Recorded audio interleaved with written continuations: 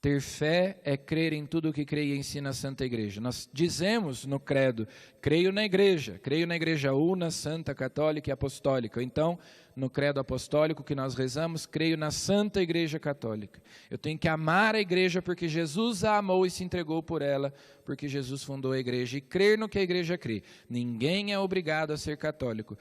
Jesus aqui está colocando a partir desse momento, vocês sabem quem eu sou, vocês sabem que eu sou Deus encarnado, o Filho de Deus, o Filho do Deus vivo.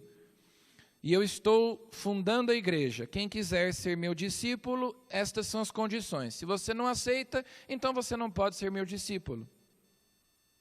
Como lá no Evangelho de São João acontece, eles vão embora, aqueles que discordam do que Jesus está dizendo.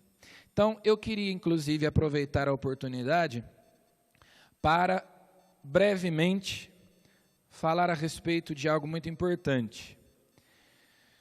É um risco falar dessas coisas em homilia, porque o tempo é breve e a gente precisaria de bastante tempo, né? Mas, falar a respeito do caso daquela menina que, no último domingo, todos acompanharam, cometeu aquele aborto, uma menina de 10 anos que tinha sido abusada, né, e houve toda aquela comoção na mídia, nas redes sociais, e as pessoas se degladiando, debatendo, escrevendo e falando, né? Então, primeira coisa que é preciso dizer a respeito disso. Evidentemente, aquela menina que sofreu abuso não tem nenhuma culpa, não cometeu nenhum pecado, nem em relação ao abuso, nem em relação ao aborto. Porque uma menina de 10 anos certamente não deliberou toda essa situação, mas foi induzida. Então, é óbvio, mas é preciso dizer o óbvio hoje em dia, abusar de alguém, violentar alguém, é sempre um pecado gravíssimo. É lógico que o estupro é pecado, que é um crime hediondo, ainda mais quando isso se faz contra uma criança. E a criança não tem culpa nenhuma. Eu li, na verdade, né, muita gente dizendo nas redes sociais, os cristãos, porque é sempre assim, quando você quer atacar a igreja, você cria um espantalho, você cria uma caricatura da igreja e dos cristãos, chamando-os de hipócritas, de sem-vergonhas, de pessoas que não têm empatia, porque assim fica mais fácil de bater, né? Então você não usa argumentos, você tenta destruir o seu oponente, aquele que está argumentando o contrário daquilo que você está dizendo. Então eu vi muita gente dizendo, os cristãos estão chamando a menina de assassina. Eu, particularmente, não vi nenhum cristão chamando a menina de assassina. Né? Claro que a menina não teve culpa nem de ser abusada e, eu diria, nem mesmo pelo aborto que foi praticado. Então começa por aí. Claro, pode ser que um cristão ou outro, um católico ou outro, escrevam alguma bobagem, né, nas redes sociais. Inclusive parece, né, que teve um padre lá no Mato Grosso que escreveu alguma coisa dizendo que a menina gostava da situação, né, coisa assim. Inclusive o padre já foi até afastado. É claro que é uma bobagem, é um absurdo dizer um negócio desse. Mas a gente precisa tomar muito cuidado. Eu vi também, falando de uma senhora que supostamente é católica e que teria escrito algo do tipo, e as pessoas já vão raivosas, né? Nós assistimos quase todos os dias linchamentos virtuais. O comportamento das pessoas nas redes sociais é uma coisa pavorosa. Elas vão, né, alguém diz alguma coisa que desagrada um grupo, pronto, é um linchamento virtual. E a cultura do cancelamento, né? Vamos cancelar, vamos lá, todo mundo xingando, vamos destruir aquela pessoa. Essas mesmas pessoas que falam de amor, né? Nós temos que ter empatia, mas falou que eu não gosto, nós vamos todo mundo lá e destruir aquela pessoa. Então, muito cuidado com aquilo que a gente compartilha.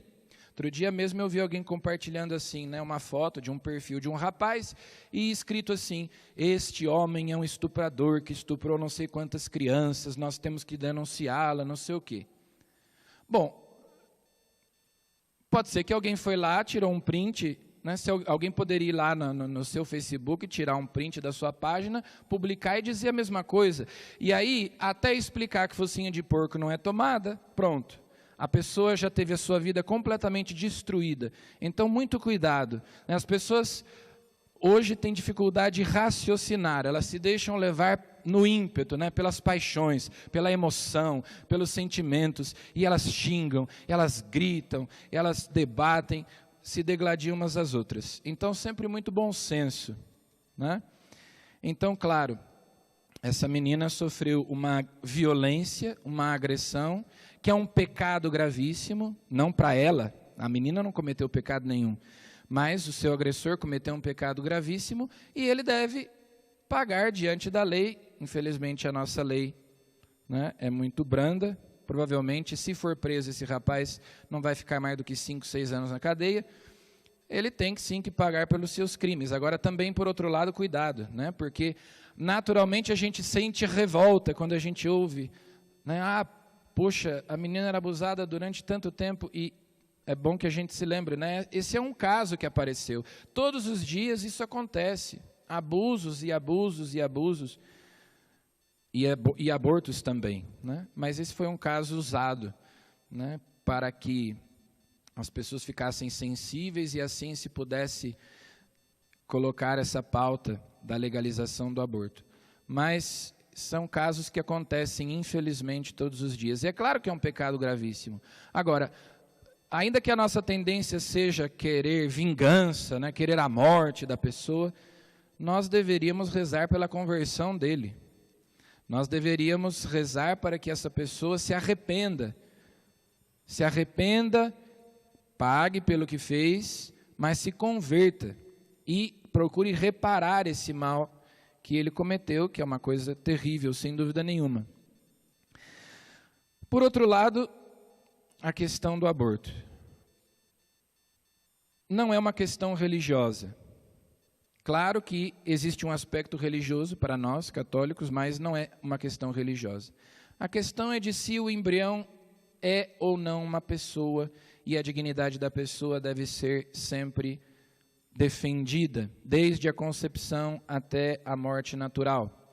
Então, o fato é que nós tínhamos uma menina que tinha sido violentada, aí a mídia, mentirosamente, o pai da mentira é o demônio, né, diz assim, mas porque a menina ia morrer no parto, ela só tinha 10 anos.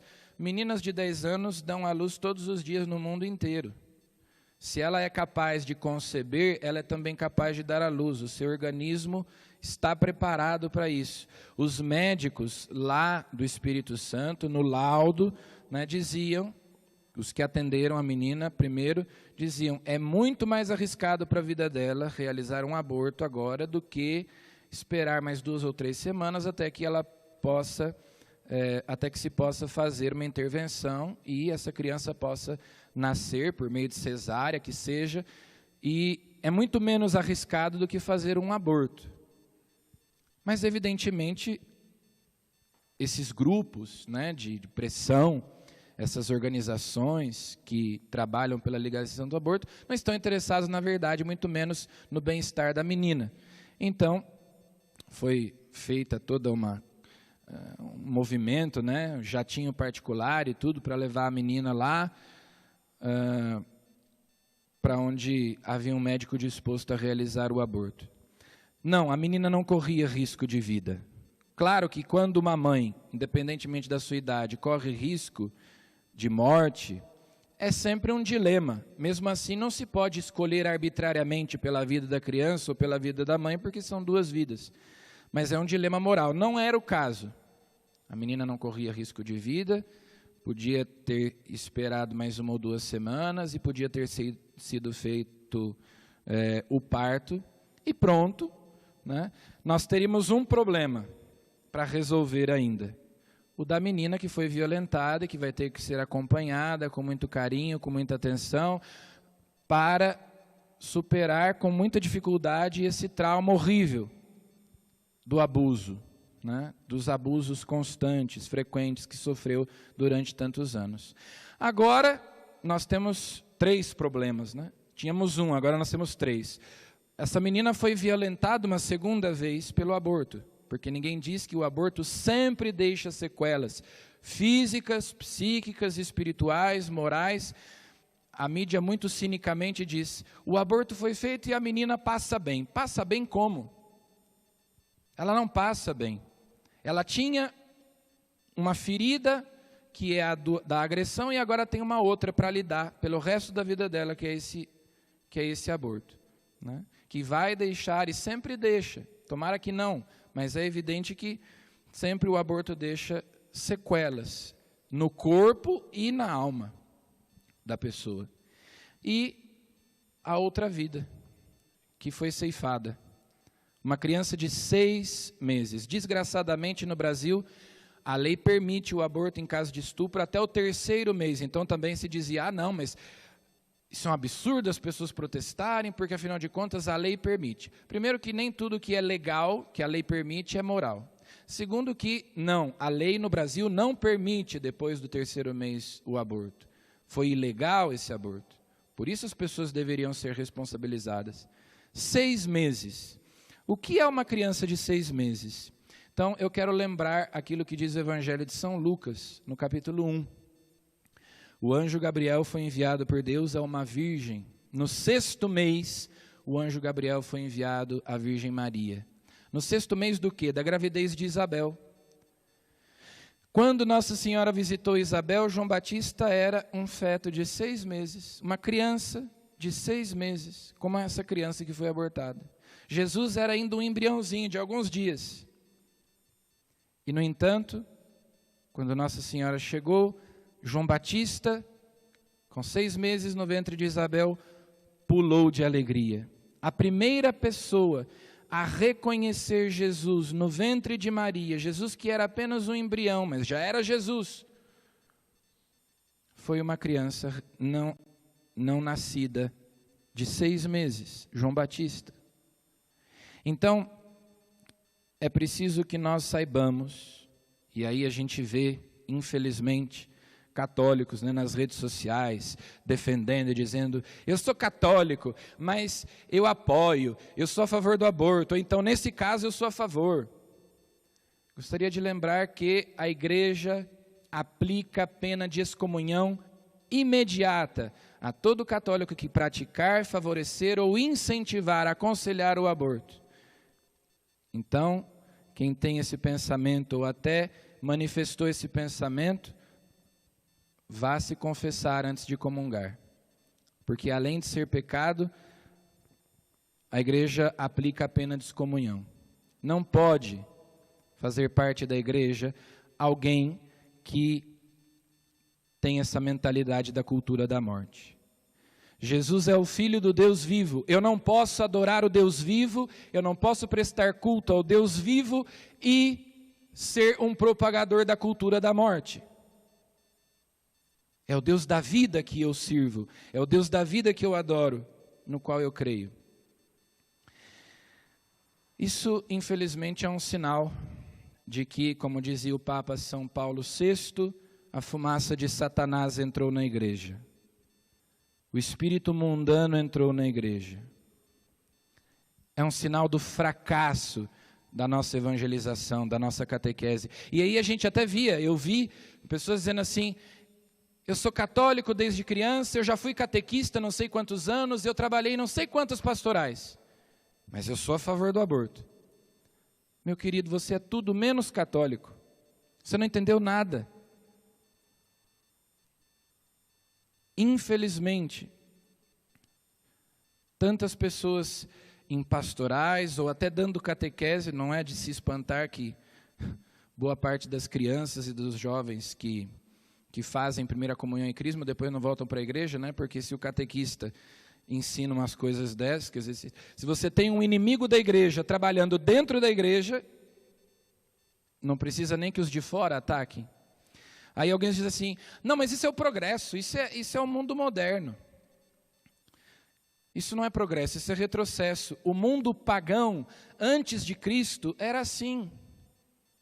Os gregos, os romanos, lá antes de Cristo,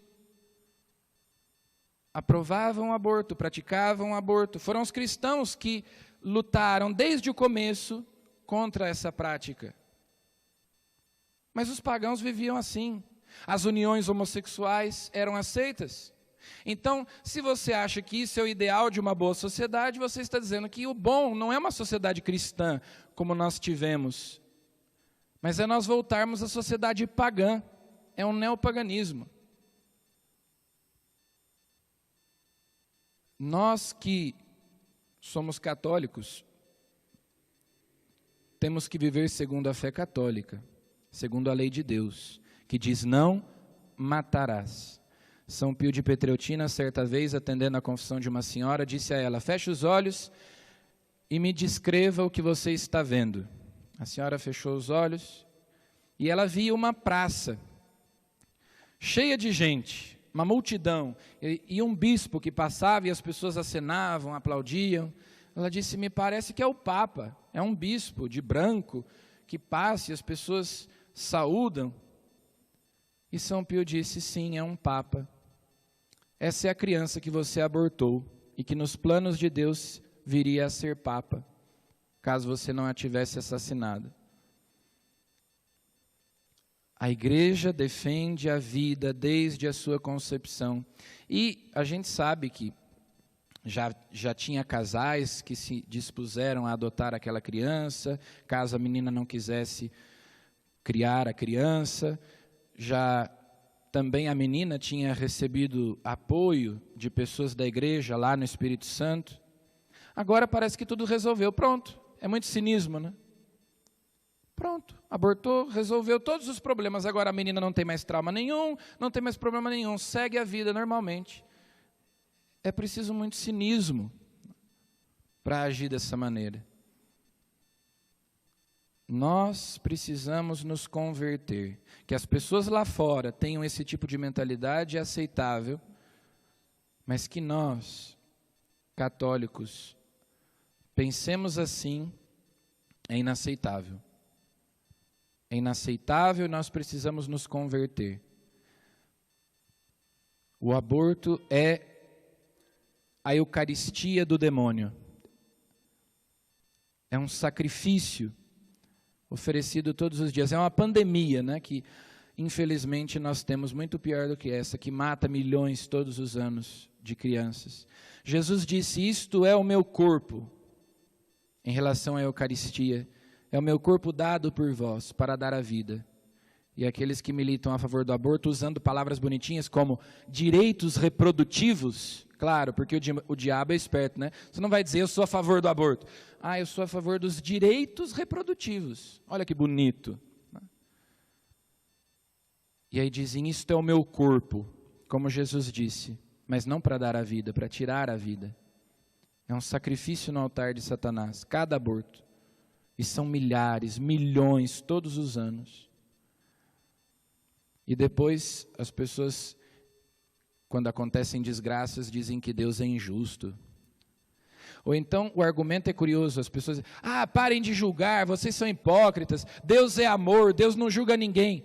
Deixa matar. Deixa fazer o aborto. Por quê? Porque Deus é amor. E como Deus é amor, então vamos matar. Esse é o nível do argumento que as pessoas usam. As pessoas estão com a mente obscurecida, empedernidas no pecado e não conseguem enxergar um palmo diante da sua frente. Com a mentalidade pervertida por ideologias. Mas nós temos que rezar, porque há uma luta espiritual. Vejam, não é contra homens que nós estamos lutando, é contra o maligno. As portas do inferno, o poder da morte não poderá vencer a igreja, mas irá combater a igreja até o fim do mundo. Esse aborto foi feito no último domingo, que era dia da solenidade da Assunção de Nossa Senhora. Encerramento da Semana Nacional da Família e segundo dia da Quaresma de São Miguel Arcanjo. É um ataque do demônio. As portas do inferno não prevalecerão. O poder da morte não vencerá a igreja, mas nós temos que estar combatendo, rezando por tantas pessoas. E esses que defendem o aborto são os mesmos que debocham da igreja quando nós falamos em castidade, quando nós falamos em pureza, que o corpo humano é sagrado, que o sexo tem que ser vivido com responsabilidade dentro do matrimônio, destinado à procriação, que sexo não é lazer, não é esporte, não é diversão, que ele é destinado à procriação, que ele tem que ser vivido no matrimônio. Aí essas mesmas pessoas debocham, tiram sarro, dizem que a igreja é atrasada e ensinam os adolescentes a viverem a sua sexualidade de modo irresponsável, promíscuo, e depois, quando essas desgraças acontecem, fazer o quê? Aborta? A culpa é da igreja. Nós, nas nossas famílias, temos que lutar pela pureza, para ensinar as nossas crianças, os nossos adolescentes, os nossos jovens, o valor sagrado da vida humana, da sexualidade, que o meu corpo é templo do Espírito Santo, para fazermos frente a essa cultura da morte. Nós temos essa responsabilidade. E quando você tem dúvidas a respeito de algum assunto relativo à fé, à moral, pergunte a um padre.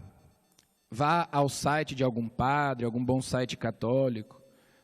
Leia bons livros católicos. Porque tem gente que é assim, tem dúvidas sobre a fé da igreja, vai perguntar para os inimigos da igreja o que eles pensam da igreja.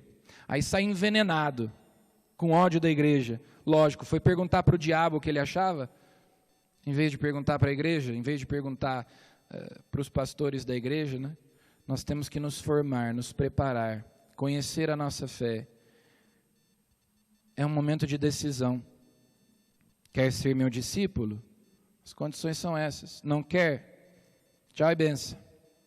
Porta da casa é serventia, porta da rua é serventia da casa. Foi o que Jesus disse lá. Agora, não é possível que as pessoas se digam católicas e desprezem a fé católica, a moral católica. Eu tenho que amar a igreja, porque Cristo a amou e se entregou por ela. Porque a igreja é dele, minha igreja. E a igreja é a coluna e o sustentáculo da verdade, como diz São Paulo. Nós não somos donos da verdade, nós somos servos da verdade. Nós somos servos da verdade que é o próprio Jesus. Nós temos que crer com muita convicção em tudo aquilo que crê e ensina a Santa Igreja Católica, porque nos foi revelado por nosso Senhor Jesus Cristo, que é o Filho do Deus vivo. Louvado seja nosso Senhor Jesus Cristo. Para sempre seja louvado.